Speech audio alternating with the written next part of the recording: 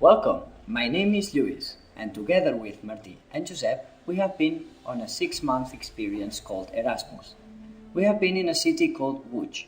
There, we have been on a tram and we have seen evidences of the footprint of the Second World War, such as industrialization factories, urbanistic organizations, communist buildings, and the people's personality that was still affected by the war. So, an hypothesis came to our mind, and we decided to think, how did the Second World War affect, change, destroy, and reborn the city of Lodz? First of all, we would like to introduce the city. Lodz is the third largest city in Poland. Located in the central part of the country, it has a population of 700,000 inhabitants, and it's approximately 135 kilometers from the southwest of Warsaw. The city's coat of arms is an example of canting. The sitting a vote, it alludes to the city's name, which translates literally as boat. Hi, I am Marti. First of all, I want to say that our project is interdisciplinary and it is focused on 3 fields: science, history and arts. Those fields of investigation have the same purpose to show how the Second World War affected, destroyed and reborn our Erasmus city, Lodz. By this way, we want to revive the memories, the footprint and consequences of the Baltic conflict, especially in the city of Lodz, and how this affected the society from that time till today. History means that facts stay in the memories of most of the generations, and so is the Second World War. It started in 1939 and finished in 1945, leaving a large part of the families and relatives that suffered muted and unable to talk about it, becoming this a taboo topic. Despite these facts, and with this project, apart from our objectives mentioned before, we would like to focus on the World War II, in which answering the questions like what, who, why, when, and where. We would like to mention that part of the reasons why Lodz was attacked and set as the capital of Poland are mentioned below, but the train, the organization of the city and the position in the map made Lodz a coherent objective to attack by the Nazis. When Adolf Hitler became the Chancellor of Germany in 1933, the world watched it with concern and doubt. The following years revealed persecution of Jews, but the world had steadfast in the belief that by appeasing Hitler he would remain within Germany. On September 1, 1939, Hitler shocked the world by attacking Poland. He occupied it within 3 weeks with the usage of the blitzkrieg tactics, lightning war. It is a method of warfare whereby an attacking force, spearheaded by a dense concentration of armored and motorized or mechanized infantry formations with close air supports, breaks through the opponent's line of defense by short, fast, powerful attacks, and then dislocates the defenders using speed and surprise to encircle them. But now let's take a more focused point of view, called City of Lodz. Lodz had the largest Jewish communities in Europe, although the second one was Warsaw. Once the Nazi force attacked the city, the Poles and Jews worked together, forming ditches in order to defend their city and make it more invulnerable. The fact is that after only 7 days after the attack on Poland, Lodz was occupied.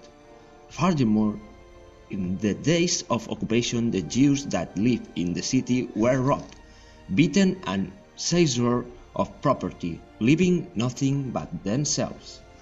After Lodz occupation, the November 7 of 1939, the Third Reich incorporated Lodz and changed its name to Litzmandat, as also mentioned before, due to the German general who died while conquering Lodz in World War II. Then, due to the brutality, atrocity, cruelty, and inhumanity of the Nazis, the Jews were daily rounded up, forced to work. beaten and killed in the streets of Łódź.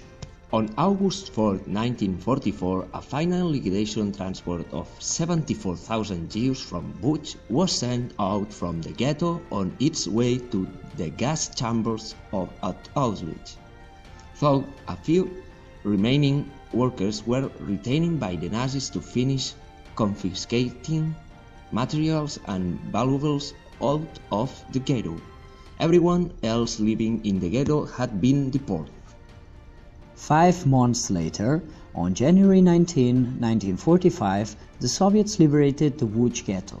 Only 877 Jews remained from the more than 245,000 who were interned in the ghetto since its opening in 1939. Once again, the freedom came to Łódź, a reconstruction period of the devastated industry and planned development of science and culture began. Several universities, theaters, museums came into being at that time. The borders of the city were considerably extended, with areas for new industrial plants delimited. Also, factories located in the city center were moved to these areas.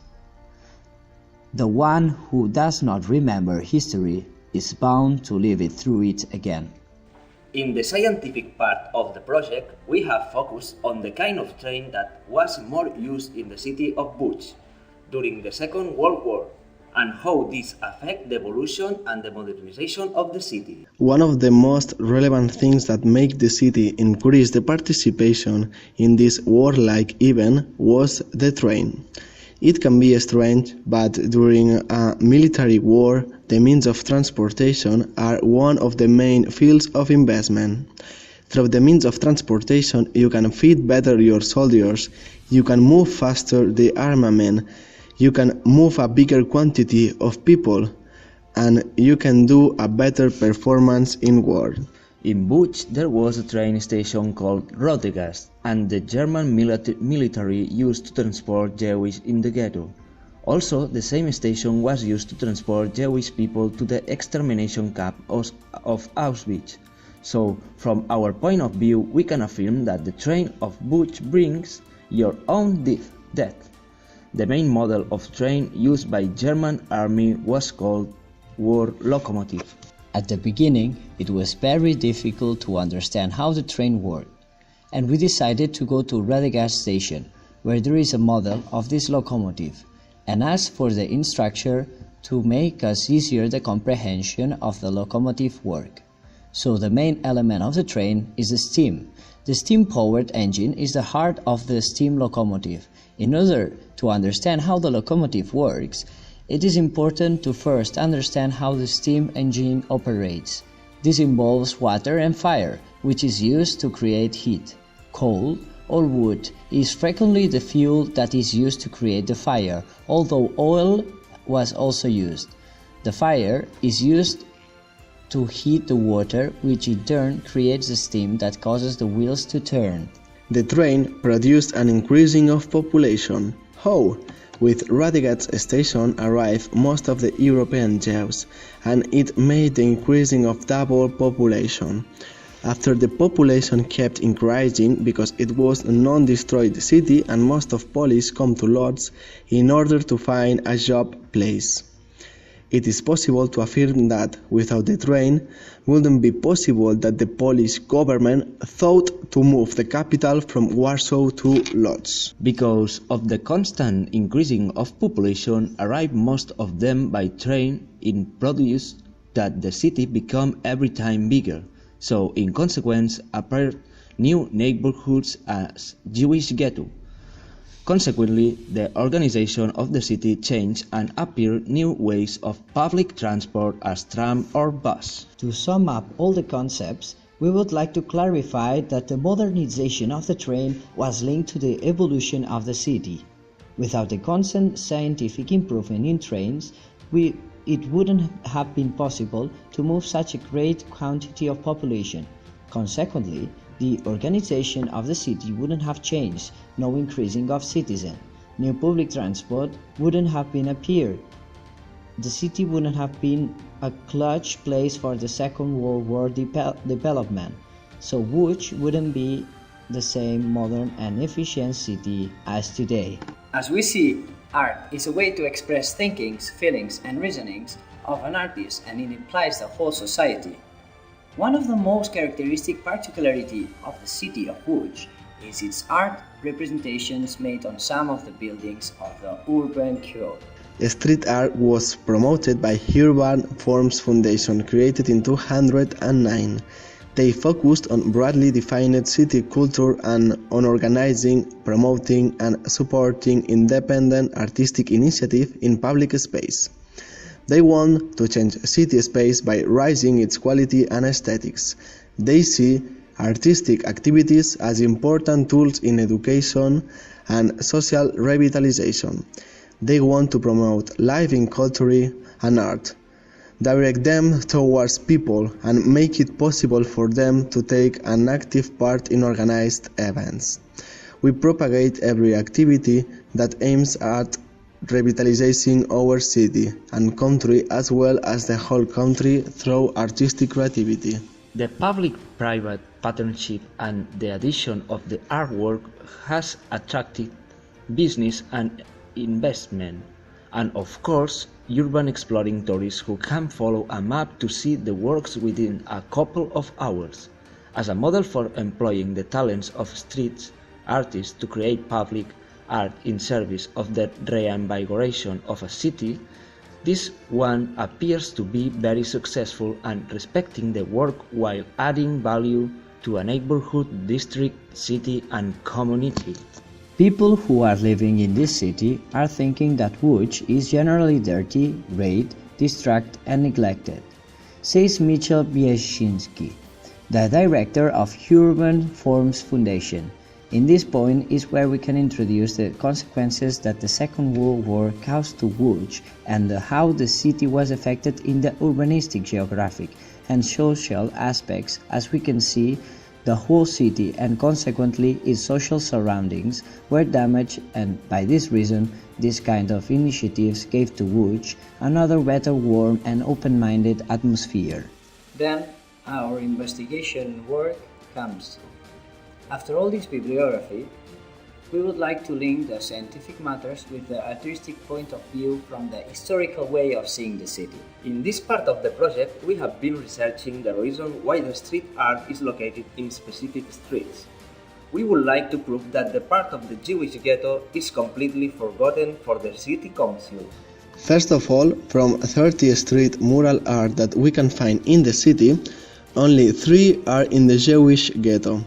Most of them are located in the commercial zone of the city, so we can see just a little improvement in this part of the city that are more touristic.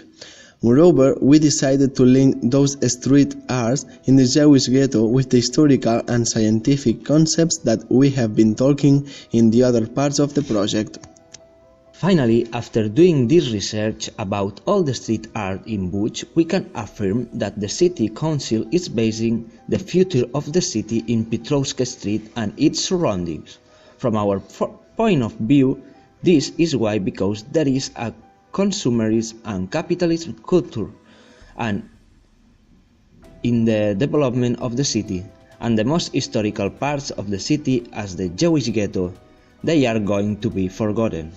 Another reason why we can confirm our hypothesis is the location of the street art, just 3 of them, in the most destroyed part of the city, the ghetto.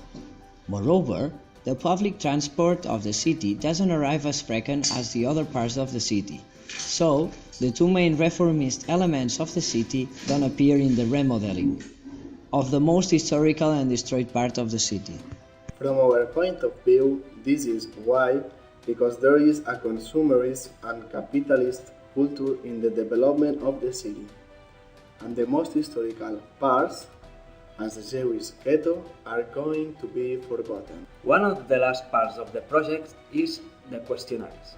By waiting to do our own research about the Polish mentality nowadays, we passed this questionnaire to 50 people in order to contextualize the investigation work about our project. After have been working during 6 months in this project, we have arrived to some conclusion. The first one, The structure and the organization of the city changed by the train influence during the Second World War. The second conclusion. After the Second World War, the train produced an increasing of population. The third one.